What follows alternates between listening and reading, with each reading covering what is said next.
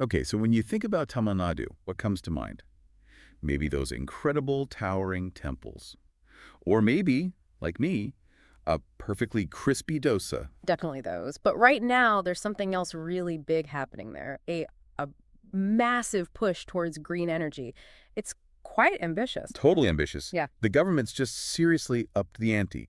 They've set this new renewable purchase obligation, RPO, they call it, at 33.01% for the next financial year, 25-26. And that RPO, it's basically like a mandate, isn't it? States have to buy a certain slice of their power from renewable sources. Exactly. It's not optional. Think of it like, I don't know, mandatory homework for the state's power system.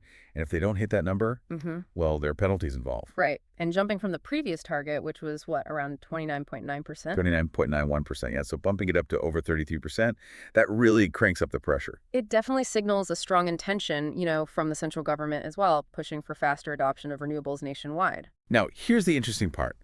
Tamil Nadu has this reputation, right, as a pioneer in renewable energy for ages. Mm-hmm. A real leader in many ways. But DEET, and this is a bit of a twist, they apparently didn't actually meet the target last year. Ah, okay, that's significant. So they missed the 29.91% goal.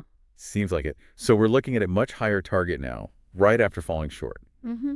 So what exactly happened last year? Well, digging into the numbers for FY 2024-25, the report suggests they achieved somewhere around 26% renewable energy. 26, okay. Now, these figures are still preliminary. They're being audited, so they could change slightly.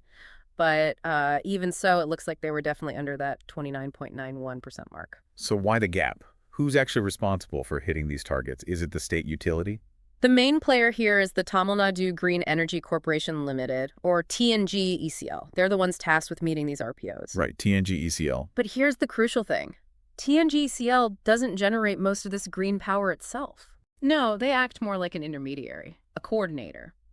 They heavily rely on private companies.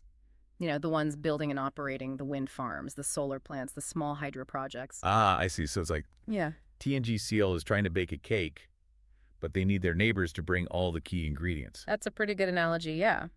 If the private sector doesn't deliver the expected amount of wind or solar power on time, then TNG-ECL, and therefore the state, falls short. Okay, that makes sense. So for this new 33.01% target, they're really counting on these private players again, especially wind and solar. Hugely. There's a lot of activity. TNG-ECL has reportedly received applications for something like 7,000 megawatts of new wind power projects from private developers. Wow, 7,000 mil to be viewed. That's a massive amount. It is, and many are apparently moving forward, but, relying so heavily on wind and solar, it brings its own challenges. Right, because the wind doesn't always blow and the sun doesn't always shine, does it? Exactly that. Wind power is inherently variable, depends on the weather, day to day, even hour to hour. And solar, while great on sunny days, obviously dips with cloud cover, and especially during the monsoon season. Which Tamil Nadu definitely has. Mm-hmm. And then there's the whole complexity of grid integration. It's not just about generating the power, you have to get it onto the grid smoothly. Like merging onto a busy highway without causing chaos. Kind of. Adding lots of variable sources requires a really smart, flexible grid. It's like trying to teach your grandma to use WhatsApp. It takes effort and coordination to get it working seamlessly. Constant adjustments are needed. Okay, so that's a major hurdle. Now, you mentioned TNG-ECL coordinates things. Mm. Are they also working with national bodies? I read something about the Solar Energy Corporation of India, SECI. Yes, that partnership with SECI is absolutely vital. SECI is a central government entity, and it helps states procure solar power, often in large volumes and sometimes at better rates. So SECI acts like a facilitator. Pretty much. Last year, TNG-ECL actually procured 1,000 milliW of solar power through SECI, and the plan is to sign more deals like that. 1,000 megawatts is quite a chunk. It is, and these deals can be very cost-effective. There was one back in 2020 approved by the state regulator, TNERC, for 500 milliW solar from SECI at just 2.78 per unit. Wow, that's pretty competitive, especially compared to, say, coal power prices. Exactly. So these agreements help provide a steadier, often cheaper source of clean energy, complementing the more variable in-state generation. Smart move. Okay, so that's large-scale solar. What about the smaller stuff, like panels on people's roofs? Yeah. How's rooftop solar doing in Tamil Nadu? That's actually been a real growth area. Quite impressive, really. Oh, yeah. Yeah, the installed rooftop solar capacity has shot up. It went from around 55 megawatts back in 2022 to over 404 megawatts by early 2025. That's nearly an eightfold increase. It is. And TNGCL isn't stopping there. They're planning to add another 200 milliW just this year. What's driving that growth? Are there good incentive? Definitely. Government policies play a big role. There are subsidies available through the Central Ministry of New and Renewable Energy's rooftop solar scheme. That certainly helps homeowners and businesses make the investment. Makes sense. But we need a bit of perspective here. While 400 or 600 milliW sounds like a lot and the growth is great. It's still small compared to the overall need. Exactly. Compared to the thousands of megawatts needed from large wind and solar farms to hit that 33% RPO, rooftop solar's contribution, while growing and important, is still relatively minor. It's like bringing a water gun to a firefight, helpful, but not the main solution. Gotcha. Okay, so rooftop solar is on the up, but not the whole answer. What about hydropower? Tamil Nadu has hills and rivers. It does, and hydro is part of the mix. There's been a slight increase in installed capacity recently. The Moyer powerhouse in the Nilgiris got an upgrade, boosting it from 12 milliW to 14 milliW. Small steps. Small steps, but every bit counts. What's perhaps more significant is the focus now on smaller hydro projects and, crucially, on pumped storage. Pumped storage. Right, that's like a giant battery for the grid, isn't it? That's the perfect way to think about it. You use cheap excess power, maybe surplus wind or solar, during off-peak hours to pump water uphill into a reservoir.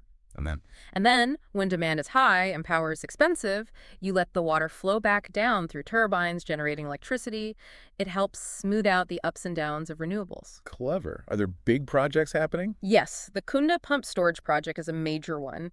It's expected to come online around 2025-26 and could be a game changer for grid stability in the state.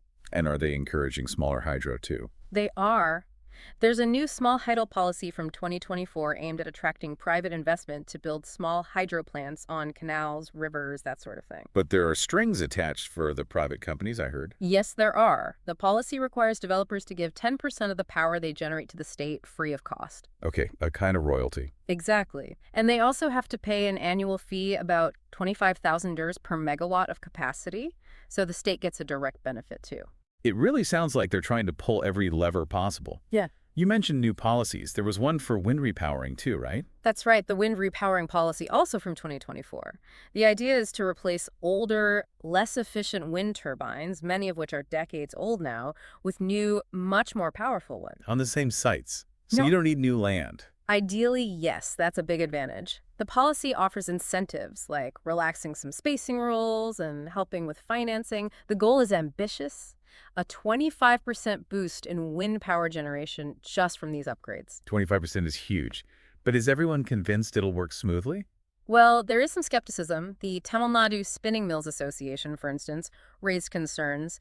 They questioned whether the wind resource is actually consistent enough, and crucially, whether the grid infrastructure is ready to handle that extra power effectively. Right, the grid issue again. You can have the best turbines, but if you can't get the power out reliably. Precisely. And then there's the Pump Storage Projects policy, also from 2024. This one is laser-focused on encouraging private development of those giant batteries we talked about. What's the target there? It's huge. 15,000 megawatts of pump storage capacity by 2030. 15,000. That shows how critical they think storage is. Absolutely. It's seen as essential to make large amounts of intermittent renewables truly reliable. But, like all these ambitious plans, there are hurdles. Such as? The usual suspects, really.